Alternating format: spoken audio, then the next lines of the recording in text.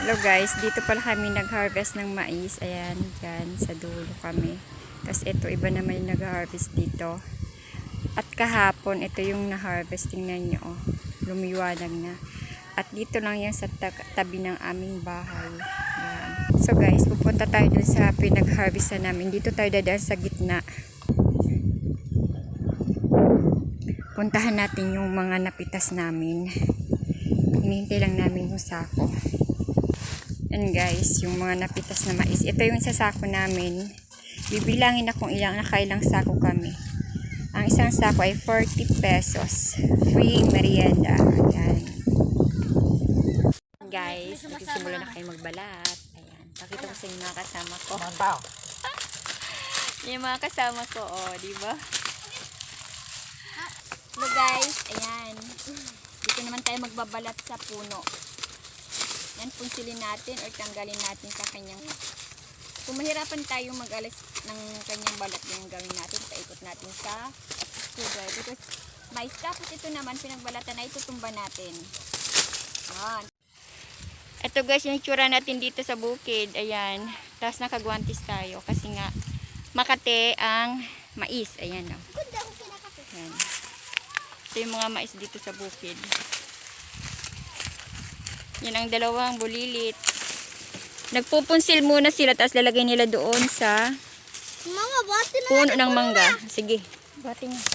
Tulong na kayo, Mau. Yan. Dandahan.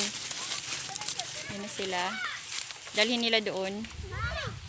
Kasi, hindi mainit doon sa puno ng mangga. Yan sila. Dito nila nilagay guys yung pinunsil nila dun sa puno ng mais. Yan dito sa lim ng mangga, di ba? Hindi sila nainitan dito. Yan. Yung malalaki ang katawan nag-aantay lang, pero yung maliliit sila yung nagbuhat. Katulad ni Kalbo at ni Arjan. Yan the time. Yan. Yan na tayo. Grabe siya sa kanya lang. Hadi na tayo. Hadi na daw kami sa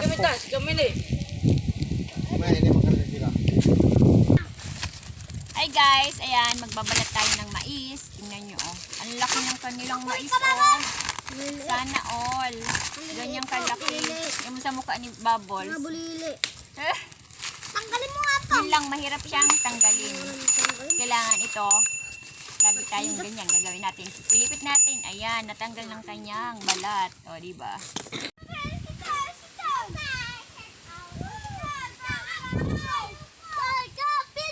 Yung mga bata dito guys, mga napagod na sila magpitas at magbalat. Kaya ayan, laro lang muna sila.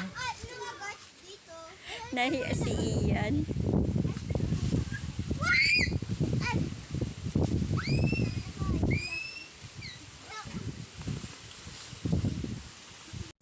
Dito sa part na to guys, nagkakarga na ako ng mais sa sako. To.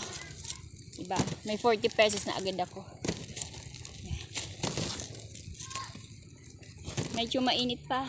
Alas 4 ng hapon pero masyado pang mainit. Ayan ang mga aking alaga. Hindi ko pansin na naman. Sinako na yon. Yan, nakatatlo sila. Sa amin ito pa lang. Isa. Saka dalawa. Yan, sa asawa ko. Nagkakarga. And guys, after namin isako yung mais, ayan. Ikakarga dyan sa kuliglig. Tapos dalhin dito sa malinis na part na to at dito yan ibibilad. Ayan, tingnan nyo. Ikakalat yung mga mais na yan para ibilad yan. Ibibilad yan ng 10 days tapos ititracer na nila. At taran! Pera na. Yan. Yan na guys yung binibilad na mais. Ayan. Dalawa yung may-ari yan.